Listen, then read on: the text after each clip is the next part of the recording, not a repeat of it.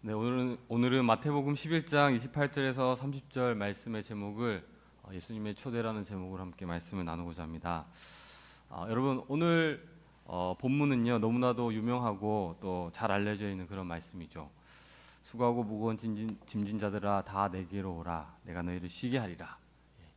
많은 예수님을 믿는 크리스찬들뿐만이 아니라 예수님을 알지 못하는 이 세상 사람들도 잘 알고 있는 그런 구절입니다. 왜 사람들이 이 구절을 많이 알고 있을까요? 또 많이 암송하고 또 좋아하고 있을까요? 그것은요 그만큼 우리가 사는 이 인생에 이 수고가 많고 또한 저마다 지어진 이 짐들이 많기 때문이 아닐까 생각해 봅니다. 여러분 무게에 따라 차이가 있겠지만 우리에게 많은 인생의 짐들이 있습니다. 이 짐들이 때로는 너무 무겁고 벅차서 우리를 흔들고 또 우리를 넘어뜨리려 할 때가 있죠. 그림 한번 보여주십시오. 여러분 역도 선수들을 보게 되면요, 어떻습니까? 역도 선수들이 경기할 때 어떨 때는 자기가 이제 목표와 무게를 거뜬히 드는 때가 있지만 이 신기록을 도전하기 위해서 또는 금메달을 따기 위해서 자기가 훈련한 것보다 더 좀 높은 무게를 이렇게 들어 올리다 보면 덜덜 떨기도 하고 저렇게 비틀거릴 때가 있다는 것이죠. 여러분 우리 인생도 마찬가지입니다. 우리 인생도 우리가 지고 있는 이 인생의 무게가 너무 무거우면요 우리의 발이 흔들리고 비틀거리게 되는 것이죠. 인생의 무게를 감당하기 어려워서 흔들거리고 비틀거리고 있는 그런 삶을 살아가고 있는 사람들이 우리뿐만 아니라 우리 주위에도 많이 찾아볼 수 있습니다. 여기에 계신 우리 성도님들도 지금 내게 주어진 인생의 무게가 너무 무거워서 또 때로 너무나 벅차서 자식의 짐이 벅차고 또 남편의 짐이 너무 무겁고 또 부모의 짐이 너무나 버거워서 때로는 질병, 때로는 경제적인 어려움으로 또는 관계의 어려움으로 내 인생에 이 무거운 짐들이 많아서 이 내 인생을 짓누르기 때문에 힘들어하고 계시진 않습니까? 그 인생의 짐, 그 멍에 때문에 비틀거리고 흔들리는 분들이 아마 계실 줄로 압니다. 그러다 보면요 우리가 이 일상을 벗어나고 쉼을 누리고 싶을 때가 있습니다. 때로는 여행을 하기도 하고 하루 종일 잠을 자기도 하고요. 어떤 사람들은 자기가 하고 싶은 그런 취미 생활들을 하죠. 저는 이런 멈춤과 쉼이 때로는 너무 필요하고 중요하다고 생각합니다. 육체적인 쉼 그리고 정서적인 그런 안식을 누리는 것들이 너무나도 필요하죠. 그런데 저는 오늘 여러분들에게 말씀드리고 싶은 것은 우리가 절대로 놓쳐서는 안 되는 이 쉼이 있다는 것입니다. 그 쉼은요 바로 이 영적인 쉼입니다. 이 영적인 쉼은 오직 예수님과의 관계에서만 이 안식을 누릴 수 있고 회복을 경험할 수 있습니다. 죄로 인해 타락한 인간은 진정한 쉼과 안식을 잃어버리게 되었습니다. 그래서요 하나님과 나와의 관계가 깨어지고 또 진정한 쉼과 이 안식을 잃어버리게 되어서 나와 내 이웃과의 관계가 깨어지고 또 세상과의 관계도 깨어지게 되었습니다. 이런 우리를 위해서 하나님이신 예수님께서 저와 여러분을 지금 초대하고 계신 겁니다. 깨어진 관계, 깨어진 우리의 삶 가운데에 이 무거운 짐으로 인하여 비틀거리고 넘어지려고 하는 저와 여러분에게 지금 예수님께서 초대하고 계시죠. 수고하고 무거운 짐진 자들아 다 내게로 오라 내가 너희를 쉬게 하리라. 이런 점에서 저는 우리가 예수님이 이 우리에게 쉼을 주시는 이 예수님이 진정한 쉼을 주시는 예수님이 어떤 분이신지 알아야지 이 참된 쉼을 영적인 쉼을 누릴 수 있다고 확신합니다. 오늘 말씀을 통해서 주님으로 인해서 여러분의 피곤한 일상 가운데 진정한 쉼을 누리시는 저와 여러분이 되길 주님의 이름으로 축복합니다. 그렇다면 우리를 참된 쉼으로 초대하시는 이끌어 주시는 예수님은 어떤 분이실까요? 첫째로 예수님은요 죄인인 나를 먼저 불러주시는 분입니다. 죄인인 우리를 불러주시는 분이신데요. 이 창세기를 보시면 아담과 하와가 이 선악과를 따먹고 나서 이 느꼈던 핵심적인 감정이 두 가지가 있는데요. 다음 넘기십시오. 그것은요 바로 이 수치심과 두려움입니다. 여러분. 죄로 말미암아 인간은요 무화과 나무 잎으로 치마를 엮어서 자신의 몸을 가립니다. 자신이 벌거벗은 걸 알게 된 것이죠. 그것을 통해 우리는 무엇을 알 수 있냐면요, 이 죄 때문에 수치심을 경험하게 되었고 그 수치심을 우리 스스로 가리려는 해결하는 삶으로 인해서 우리가 쉼을 누리지 못하게 되었다는 것이죠. 이 벌거벗은 몸을 계속 이 무화과 나무 잎으로 가리려고 하는 것이죠. 해결하려고 하는 것입니다. 이 무화과 나무 잎은 계속 말라버리고 또다시 우리가 계속해서 이 수치심을 가리려고 하기 때문에 쉼이 없다는 것입니다. 뿐만 아니라 우리는요 하나님의 이 죄를 지은 인간은 하나님의 낯을 피하기 위해서 동산 나무의 뒤에 숨게 됩니다. 두려움으로 인해 하나님을 피하고 숨는 모습을 보이게 되는 것이죠. 그들이 죄를 짓기 전에는요 이 수치심과 두려움이 없었기 때문에 참된 쉼을 하나님과의 관계에서 누릴 수 있었지만 죄로 인해 수치심이 느껴지고 두려움에 빠지니까 이 진정한 안식을 누릴 수 없게 된 것입니다. 하나님과의 관계뿐만 아니라 이웃과의 관계, 자신의 아내와의 관계, 또 세상과의 관계도 그렇게 쉼을 누릴 수 없는 그런 고통 가운데 빠지게 되었죠. 이렇게 수치심과 두려움으로 쉼을 잃어버린 인간에게 하나님이 찾아오셔서 뭐라고 말씀하십니까? 창세기 3장 9절 말씀에 이렇게 나와 있습니다. 여호와 하나님이 아담을 부르시며 그에게 이르시되 내가 어디 있느냐. 아멘. 아담은요 죄를 짓고 수치심과 두려움에 빠져서 하나님을 피했습니다. 그러나 하나님은 그를 외면하지 않으시고 찾아오셨죠. 왜냐하면 죄로 깨어진 인간에게 그 관계 가운데에 그 모든 것들 가운데에 참된 쉼과 안식을 선물하기 위해서 그 자리로 초대하기 위해서 하나님께서는 먼저 찾아오셨습니다. 오늘 본문 말씀에 나타난 예수님도 마찬가지입니다. 오늘 본문 28절 말씀 우리 함께 읽어보겠습니다. 시작. 수고하고 무거운 짐진 자들아 다 내게로 오라. 내가 너희를 쉬게 하리라. 아멘. 여러분 여기서 수고하고 무거운 짐진 자들이라는 말을요 죄인으로 바꾸어서 표현해도 무방할 것입니다. 왜냐하면 죄로 말미암아 우리가 수고하고 무거운 짐을 짊어지게 되었기 때문이죠. 그런데 하나님이신 예수님께서 이 죄인인 저와 여러분에게 찾아오셔서 이 참된 쉼의 자리로 초대하고 계시는 것입니다. 그래서 저는 이 사실이 너무 큰 위로가 되는 것 같습니다. 사랑하는 성도 여러분, 여러분들에게 직장이 있고 돈이 많으면 여러분들은 어떻겠습니까? 기쁘실 것 같습니까? 참된 쉼도 누릴 수 있을 것 같으십니까? 당연히 직장이 있고 돈이 많으면요 우리는 상대적으로 다른 사람에 비해서 내 마음의 평안도 또 쉼을 누릴 수 있습니다. 그런데 항상 그런 것만은 아닙니다. 직장도 있고 돈이 많아도요 집이 있어도요 참된 쉼을 누리지 못할 수가 있습니다. 왜냐하면 우리가 누리는 참된 쉼은 바로 오직 예수님과의 관계에서만 우리가 경험할 수 있기 때문입니다. 성경에 보면 직장도 있고 돈도 있고 집도 있지만 쉼을 누리지 못하는 사람, 그 대표적인 사람이 나오는데요. 그 사람이 바로 누구냐면요. 다음 넘기십시오. 삭개오입니다. 성경에 보면 삭개오를 가리켜 세리장이라고 하는데요. 세리장은 세리 중에 으뜸입니다. 굉장히 좋은 직업이라고 할 수 있습니다. 그리고 삭개오를 가리켜 부자라고 소개하죠. 그리고 내가 너희 집에 유해야겠다 하면서 집도 있는 사람이었습니다. 다시 말해 삭개오는요 직장도 있었고 돈도 있었고 집도 있었습니다. 하지만 그는 쉼을 누리지 못했습니다.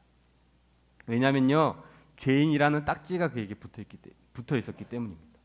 그는 로마의 앞잡이로 동족의 돈을 빼앗아서 살았던 사람입니다.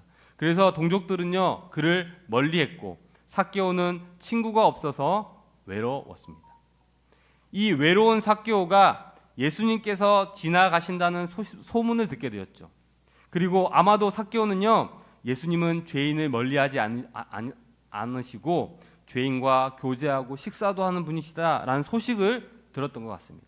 그래서 혹시나 예수님께서 자신도 한번 봐주시지 않을까라는 기대를 가지고 예수님을 보기 위해 나무 위에 올라가게 된 거죠.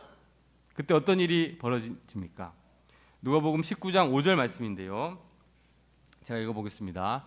예수님께서 그곳에 이르사 쳐다보시고 이르시되 삭개오야 속히 내려오라. 내가 오늘 내 집에 유하여야 하겠다 하시니. 아멘.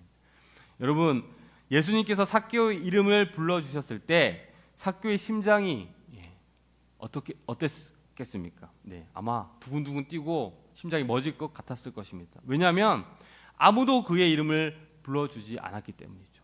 아무도 그를 인격적으로 대해주지 않았기 때문입니다. 그래서 삭개오는요, 예수님께서 자신의 이름을 먼저 불러주셨을 때 그 은혜가 너무나 감격스러웠을 것입니다. 삭개오가 요청하기도 전에 예수님이 먼저 죄인인 삭개오를 불러주신 것이죠. 이 주님의 먼저 불러주시는 이 사랑, 이 초대로 인하여 삭개오의 삶이 송두리째 변화되었습니다. 그는 회개하고 주님의 자녀가 되었죠. 여러분, 삭개오는요, 직장도 있고 돈도 많았고 집도 있었지만 죄의 짐으로 말미암아 마음이 불편했을 것입니다. 어쩌면 넓은 집과 편안한 환경에서 잠을 자더라도 잠을 깊이 자지 못했을 것입니다. 아마도 꿈에서 동족들이 자신을 욕하는 것을 경험하고 새벽에 깼을지도 모르겠습니다. 그런 죄인인 삭개오를 주님께서 찾아오셨고 그의 이름을 먼저 불러주신 것입니다.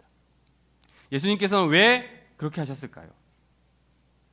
마태복음 9장 11절에서 13절 말씀에 그 답이 있는데요. 우리 함께 11절에서 13절 말씀을 제가 11절 12절 말씀을 읽고 13절을 함께 읽겠습니다. 바리새인들이 보고 그의 제자들에게 이르되 어찌하여 너희 선생은 세리와 죄인들과 함께 잡수시느냐? 예수께서 들으시고 이르시되 건강한 자에게는 의사가 쓸데없고 병든 자에게야 쓸데 있느니라. 함께 읽겠습니다. 너희는 가서 내가 긍휼을 원하고 제사를 원하지 아니하노라 하신 뜻이 무엇인지 배우라. 나는 의인을 부르러 온 것이 아니요 죄인을 부르러 왔노라 하시니라. 아멘. 여러분, 빨간색 부분 제가 쳐놓은 걸 보시면 나는 의인을 부르러 온 것이 아니고 죄인을 부르러 왔다라고 지금 말씀하고 계시죠. 어떤 분들은 오해하셔서 예수님은 착한 사람, 도덕적으로 훌륭한 사람을 싫어하시는 분이시고 죄인들만 좋아하시는 분이다라고 오해하시면 안 됩니다. 그러면 도대체 예수님께서 이 의인을 부르러 오신 것이 아니라 죄인을 부르러 오셨다는 이 말은 어떤 뜻일까요? 우리는요, 이 말씀을 이렇게 해석할 수 있습니다. 나는 스스로 의롭다고 생각하는 교만한 사람들이 아니라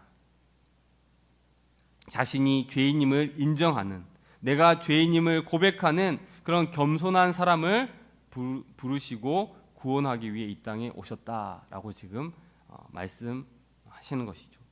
사랑하는 성도 여러분, 이 세상에는 두 종류의 사람이 있습니다. 내가 죄인임을 모르는 죄인이 있고요, 내가 죄인임을 아는 죄인이 있습니다. 여러분, 어떤 사람입니까? 만약 여러분이요 죄인임을 인정한다면 그것은 은혜입니다. 왜냐하면 예수님께서 내가 죄인임을 인정하는 자를 부르시고 구원하러 오셨기 때문이죠. 나 같은 죄인에게 먼저 손 내미시며 나를 구원하러 오신 그 주님의 사랑을 기억하고 그분 안에서 참된 쉼과 또 안식을 누리는 저와 여러분이 되기를 주님의 이름으로 축복합니다. 여러분, 우리를 참된 쉼으로 초대하시는 예수님은요, 이렇게 죄인인 나에게 먼저 찾아오시는 분이십니다. 그리고 두 번째로는요, 예수님은요, 완벽주의로부터 나를 자유케 하시는 분이십니다. 여러분, 예수님 당시에 이 바리새인들은 예수님과 이 대립 관계를 맺고 있었습니다. 그들은 율법의 규정을 중요시한 어떻게 보면 모범적인 종교인들이었는데요. 그런데 왜 바리새인들은 예수님과 마찰이 있었을까요? 그것은요, 율법의 이 세세한 규정을 다 지켜야 한다고 그들이 주장했기 때문입니다. 실제로 예수 그리스도의 이 사랑과 은혜를 그들은 몰랐습니다. 그저 자신의 힘으로 구원을 얻으려고 했고, 높은 기준으로 스스로를 평가하고 다른 사람들을 정죄하면서 그 율법을 지키고자 노력했던 사람들입니다. 오늘 본문 바로 다음 장인 마태복음 12장 2절 말씀을 보면요, 예수님의 제자들이 배가 고파서 이삭을 잘라서 먹는데요, 바리새인들이 어떻게 말하냐면요, 당신들의 제자들이 안식일에 해서는 안 된 일을 하고 있다라고 지금 예수님을 비난하고 제자들을 공격합니다. 예수님께서는 그것에 대하여 별 말씀도 하시지 않았는데, 이 바리새인들이 자신들의 기준을 가지고 예수님과 제자들을 공격한 것이죠. 이들은 안식일의 규정을 철저하게 지켰을지 몰라도 그 마음에는 쉼이 없었습니다. 왜냐하면 자기 스스로를 학대하고 있었고요, 또 다른 사람을 정죄하고 판단하고 있었기 때문입니다. 여러분, 그런데 이렇게 바리새인들이 빠져 있었던 이 율법주의를 오늘 이 시대의 용어로 바꾸어서 말하면요, 그게 바로 완벽주의일 것입니다. 왜냐하면 이 완벽주의는요, 율법주의와 같이 나의 힘과 나의 노력으로 모든 것을 행할 수 있다고 믿는 신념이기 때문입니다. 바리새인들은 나의 힘과 자신의 힘과 노력으로 모든 것을 다 지킬 수 있다, 나는 실패가 없는 인간이다, 그런 완벽주의자 같은 마음을 가지고 있었습니다. 아마도 오늘날 현대의 완벽주의자들은요, 이렇게 말할지 모르겠습니다. 나는 스스로 내 인생을 구원해야 해. 나는 노력해서 하나님의 사랑을 얻어내야 해. 나는 다른 사람의 사랑을 수고해서 얻어내고, 나의 연약한 모습, 내 실패한 모습이 다른 사람에게 노출돼서는 안 돼, 들켜서는 안 돼라고 말하는 사람이 바로 이 완벽주의자일 것입니다. 여러분, 나 자신의 힘으로 구원을 얻으려고 애쓰는 삶, 노력해서 하나님과 누군가의 사랑을 갈구하는 삶, 쟁취하려는 삶, 그리고 나의 실패와 연약함을 드러내지 않고 좋은 모습만 보이려는 삶, 이런 삶 가운데에 쉼이 있겠습니까? 저는 결단코 진정한 쉼이 없다고 생각합니다. 왜냐하면 이 완벽주의적인 성향으로 자기 자신을 학대하거나 다른 사람들을 정죄하기 때문이죠. 여러분, 성경에 나오는 인물 중에 이 베드로라는 사람이 있죠. 이 베드로도 완벽주의적인 성향이 있었습니다. 왜냐하면 자신의 힘으로 모든 것을 할 수 있다고 생각했기 때문이죠.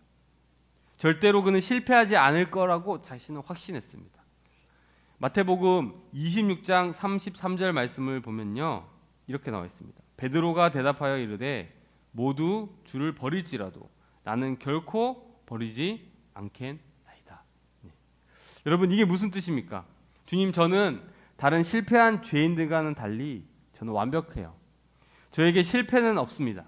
다른 사람들은 다 걸려 넘어지더라도 절대로 저는 실패하고 실수하지 않는 그런 완벽한 사람입니다 라는 의미입니다.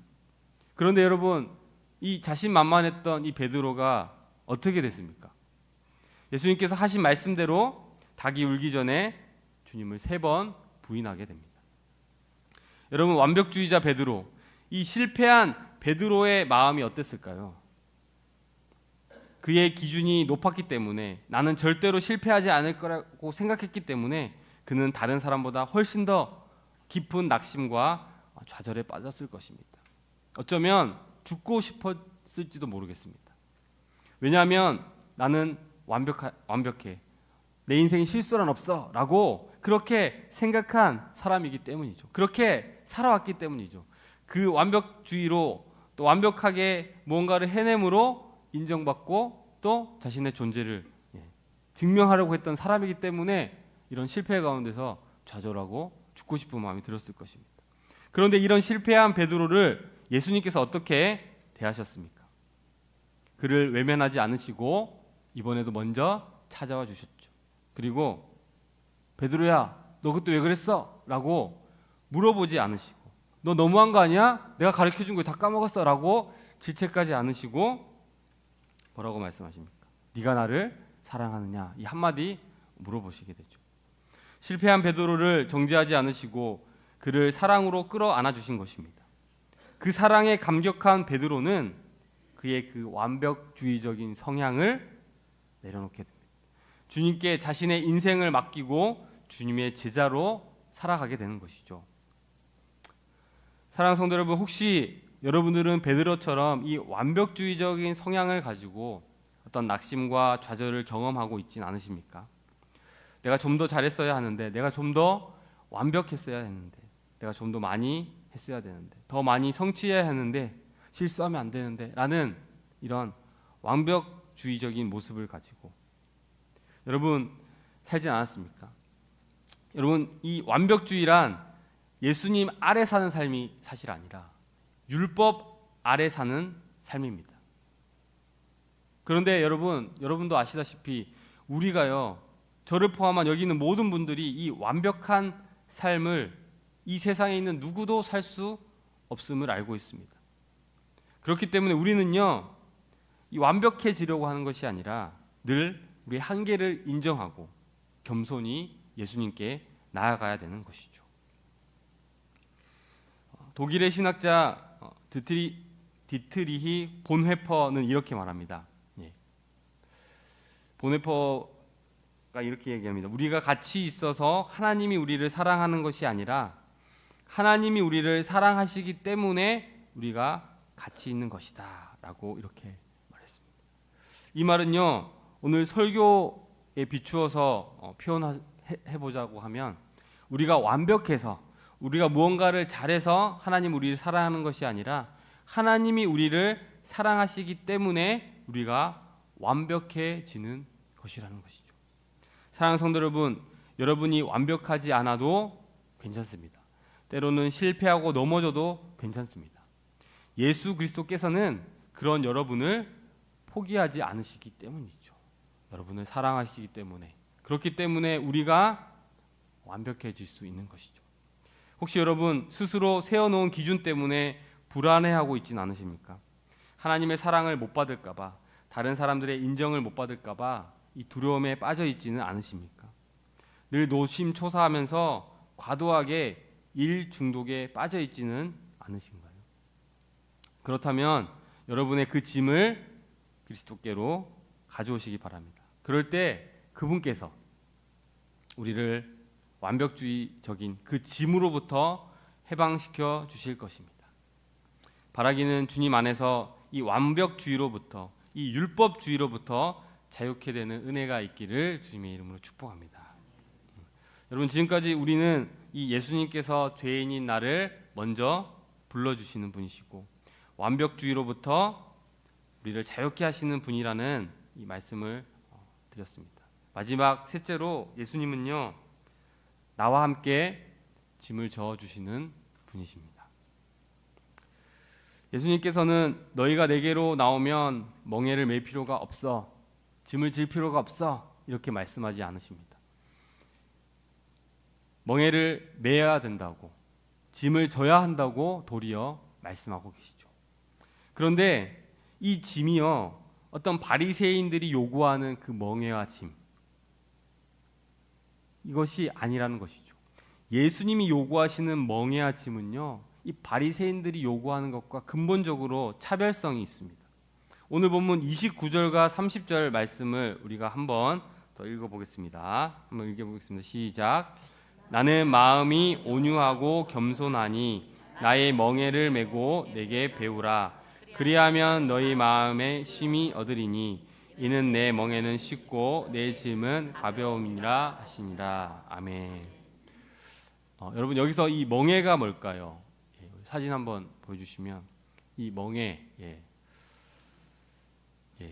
저도 어릴 때 이 멍에를 못 본 것 같은데, 이 멍에는요, 이 소 머리 위에 놓아서 짐을 지도록 사용하는 이 도구죠. 여러분이 만약에 이 어깨 위에 이 멍에를 달고 다닌다면 어떨까요? 굉장히 무거울 것입니다. 힘들고 불편할 것입니다. 그런데 주님께서 이 멍에를 매라고 하시는 것이죠. 여러분, 사실 멍에를 진다는 것은요, 이 주님의 말씀에 순종하는 것, 이 율법에 순종하는 것을 의미하는데요. 바리새인들이 요구한 순종은 어렵고 무겁지만 예수님이 요구한 순종은 쉽고 가볍다고 말씀하고 계시는 것입니다. 그 차이가 뭘까요? 바로 하나님이 함께 하시냐, 예수님이 함께 하시냐, 또 예수님이 함께 하지 않냐의 차이라고 할 수 있을 것입니다. 예수님이 함께 하심을 경험하고 있느냐, 아니면 나 홀로 내 완벽주의로 내 힘으로 그것들을 하고 있느냐라는 차이일 것입니다. 여러분, 저에게 딸이 있습니다. 제 딸 얘기를 안 하려고 했는데 생각나는 예화가 없어서 제 딸이 이제 3살이 얼마 전에 됐습니다. 근데 이 친구가 고집이 이제 생기더라고요. 뭐 다른 고집이 아니라 해나가 자기가 다 하려고 하는 그런 고집이 생겨서 뭐 양치질을 해도 자기가 먼저 하고 아빠가 해주기를 원하고, 자기가 무언가를 해보고 저한테 요청을 하더라고요. 어느 날은 이 뚜껑을 따고 싶었던 것 같습니다. 그래서 뚜껑을 따려고 막 이렇게 혼자 막 이렇게 하는데 이게 안 따져지니까 막 짜증을 내는 거예요. 막 이렇게. 교회에서는 얌전한데 집에서는 그렇지 않습니다. 짜증을 내는데 그때 제가 해나에게, 해나야 아빠 도와주세요 이렇게 이렇게 하니까 아빠 도와주세요라고 이렇게 이야기를 하는 거예요. 그래서 제가 이제 뚜껑을 따주니까 그 안에 있던 장난감을 가지고 재미있게 놀았습니다. 여러분, 제가 왜 이야기를 하냐면요, 내 힘으로 안 되는 것은 누군가에게 요청하는 것이 중요하다는 것이죠. 내 스스로의 노력과 힘으로 할 수 없지만 우리가 그것을 하실 수 있는 분께 맡길 때 우리가 승리를 경험할 수 있다는 것입니다. 나의 멍에를 매라는 말은요, 나의 주도권을, 나의 통제권을 예수님께 맡겨드리고 넘기라는 의미입니다. 저희 딸 해나가 자기 혼자 힘으로 하지 않고 아빠인 저에게 요청했을 때, 그럴 때에 승리를 경험한 것처럼, 또 그 해결되지 않은 문제가 해결된 것처럼 우리도 인생의 이 주도권과 통제권을 예수님께 맡겨드릴 때, 넘겨드릴 때 인생의 그 어떤 강하고 힘든 그런 세상 속에서도 이 승리를 경험하게 될 수 있다는 것입니다. 그것으로 참된 쉼을 누릴 수 있게 되는 것이죠. 사랑하는 성도 여러분, 직장에서 또한 사업장에서 수많은 업무를 감당하면서 얼마나 힘이 드십니까? 가정에서 아이들을 돌보고 집안에서 여러 가지 일을 감당하시는 분들도 마찬가지일 것입니다. 일만 힘들면 다행인데요, 이 관계까지 어려운 분들도 있을 것 같습니다. 그러면 어떻습니까, 여러분? 지치고 또 우리 안에 이 온유하기가 쉽지 않습니다. 마음속으로 때로는 분노가 차오르기도 하고 그 분노가 폭발해서 주위 사람들에게 표현되기도 하죠. 답답함과 무기력감과 우울감을 느끼기도 합니다. 그런데 어떻게 이런 삶 가운데에 쉼을 얻을 수 있겠습니까? 그런데 이런 상황 속에서도 참된 쉼을 누릴 수 있는 비결이 있습니다. 바로 우리의 마음을, 우리의 영혼을 쉬게 하시는 예수님께 우리의 짐을 맡겨드리는 것입니다. 오늘 보면 29절 말씀에서 예수님께서 이렇게 말씀하시는데 우리 함께 읽어보겠습니다. 나는 마음이 온유하고 겸손하니 나의 멍에를 메고 내게 배우라. 그리하면 너의 마음에 쉼을 얻으리니. 아멘. 예수님께서 나의 마음이 온유하다라고 지금 말씀하시는데요, 예수님은 마음이 온유한 분이십니다. 근데 이 온유라는 말을 오해하시면 안 됩니다. 온유가 뭐 약함이다라고, 우리 뒤에 온유도 있는데 약함이다 이런 표현이 아닙니다. 온유함은요, 이 통제하는 힘을 의미합니다. 그만큼 예수님은 힘을 자제하시고 그런 힘을 통제하실 수 있는 강하신 분이라는 것입니다. 그런데 힘이 강해지고 능력이 있으신 그 예수님께서 겸손하신 분이라고 말씀하고 있는 것이죠. 그래서 예수님께서는 저와 여러분을 위해 얼마나 낮아지시고 겸손하셨으면 하나님이신, 하나님의 아들이신 그분이 사람이 되셨습니다. 낮아지셔서 이 땅에 오셔서 33년을 사시면서 저와 여러분이 겪는 모든 눈물과 고통과 아픔을 다 겪으셨습니다. 그렇기 때문에 그분이 저와 여러분의 수고와 짐을 모르지 않으시죠. 다 알고 계십니다. 그분은 저와 여러분의 고통과 눈물과 아픔을 알고 계십니다. 그리고 우리가 그 짐을 예수님께 맡길 때 그 짐을 함께 져주시는 분이십니다. 사랑하는 성도 여러분, 혹시 여러분의 인생에 어떤 짐이 있습니까? 걱정의 짐이 있습니까? 불안의 짐이 있습니까? 무기력의 짐이 있습니까? 미움의 짐이 있습니까? 그것이 어떤 짐이어도 괜찮습니다. 그 짐을 여러분 혼자 지지 마시고 우리를 사랑하시는 예수님께 맡겨보시기 바랍니다. 그럴 때 나와 함께 짐을 져주시는, 우리를 구원하시는 그 그리스도로 말미암아 우리의 마음 가운데에 참된 평안과 쉼이 찾아올 것입니다. 바라기는 인생의 힘든 순간에 그리스도께 짐을 맡김으로 주님이 주시는 안식을 누리시는 저와 여러분이 되길 주님의 이름으로 축복합니다. 말씀을 맺겠습니다. 오늘 예수님께서요, 수고하고 무거운 짐진 저와 여러분을 초대하고 계십니다. 우리에게 참된 쉼을 주시기 위해 우리를 초대하고 계시죠. 우리를 초대하시는 예수님은 어떤 분이십니까? 먼저 그분은요, 죄인인 나를 먼저 불러주시는 분, 먼저 찾아오시는 분이시죠. 또한 그분은요, 이 율법주의로부터, 완벽주의로부터 나를 자유케 해주시는 분이십니다. 그리고 마지막으로 그분은 나와 함께 짐을 져주시는 분이십니다. 이 예수님을 우리가 기억하며 예수님께 나오시기 바랍니다. 그리고 그분 안에서 이 참된 쉼과 안식을 누리시는, 남은 한 주를 보내시는 저와 여러분이 되기를 주님의 이름으로 축복합니다. 아멘.